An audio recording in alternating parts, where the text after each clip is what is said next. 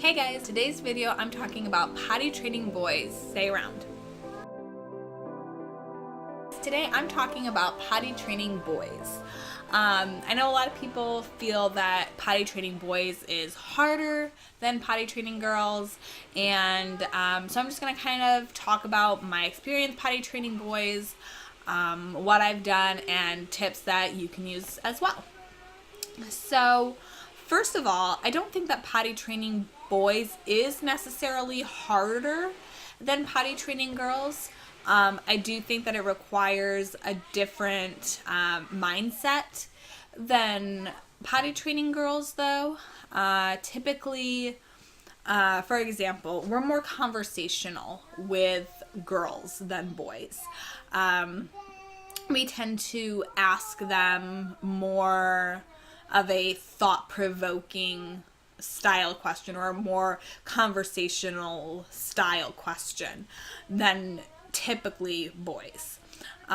So when it comes like potty training, girls are already kind of used to discussing how they feel wet or they have a dirty diaper that they need to get clean, and kind of already have a general understanding of the potty because of just natural conversation. Oh, mommy's going potty. Do you see how mommy's sitting on the potty?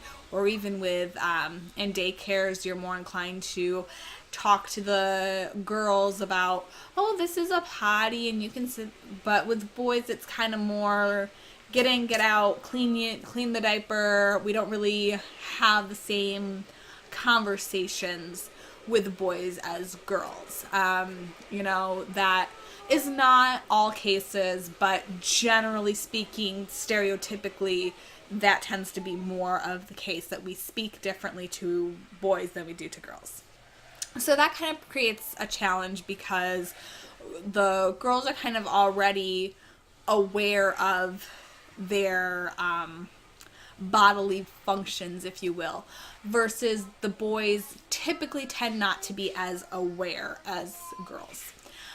This doesn't mean that it's harder, but it does mean that it's different for them.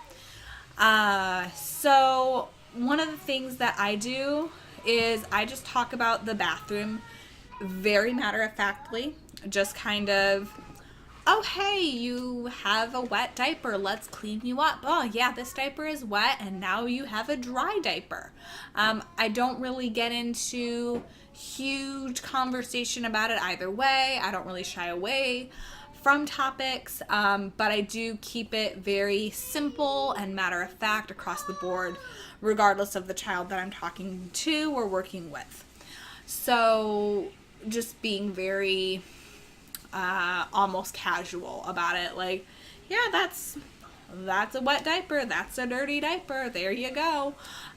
The second thing for boys is they're working on other factors. So with girls, they're sitting and everything kind of comes out for them with little assistance needed. As far as with little boys, you're teaching them to aim and hold something, and their aim is gonna go where their eyes are. So if your little boy is trying to stand up while he's peeing, a lot of people start their boys standing up to pee. I don't recommend that. I recommend when you first start out to have them sit down, because where their eyes are is where their aim is gonna be. Okay, so if your little boy is standing up on the potty or standing to go to potty and he catches something on the wall, whoop, and you're going to have pee on your wall, you're going to have pee on your shower curtain, you're going to have pee behind you, you're going to have pee in places you never thought you would find pee. For a while, I had a little boy that was always consistently peeing on the toilet paper roll because he liked the way the toilet paper blew on the air vent underneath. So he was always watching the toilet paper blow. I could never figure out why every time he went to the bathroom, the toilet paper would just get soaked. So I like to focus them in a way. I do this by either sitting them on the potty and then putting something, Cheerios, food dye, some kind of thing that makes their eyes look into the bowl. something that they're looking at, so that their aim goes where their eyes go. That's thing number one. I like to eliminate as many distractions as possible with them, because they're very easily and quick to turn around and whoop, there it goes. So that's very key and important. I know a lot of people want the little boys to stand up and think that that's just kind of makes the most sense. But when you're trying to initiate a new habit, it's really, really difficult. It's a lot easier to teach how to stand up after they already know where they're going and how to aim. So the third thing I like to do, specifically with potty training boys, is make it as simple but quick as possible. Now with my girls, I am typically they're more inclined, because of a lot of different factors, how we talk to them, how they're generally treated. They're more inclined to have a conversation with me about whatever, so that they can stay on the potty. Boys typically don't do that the same way. This doesn't mean that they can't do this. It just means that, typically speaking, boys are not engaged in conversation as the same way girls are. So when I'm trying to get a little boy to sit on the potty, it's also can be sometimes harder to engage in conversation, because he's looking around at all the things. He wants to get up and play a lot faster. He wants to touch something, see something. He's a lot more inclined to focus on environment and what is going on around him, instead of person to person. So I try to basically make it fun and quick for them. Hey, can you sing this song with me? Hey, can you do this with me? A lot of kids, because I already face them away, or turn them around on the toilet so that they're not facing the door, so that they're having less distraction. Because of that, it's much easier to kind of engage in, hey, if this potty was a rocket ship, where would you go? Hey, is this a potty or a horse? And a lot of kids can really get into that level of play, but that kind of encourages them to kind of stay in the potty. They are playing a game.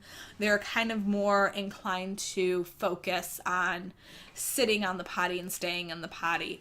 I know that putting Cheerios in the toilet is a really popular idea with a lot of people. I like to do Fruit Loops, because there's a lot of colors, and so you can say like, hey, wow, can you find the green one in there? Or how about the yellow one? Oh, cool, where's the purple one?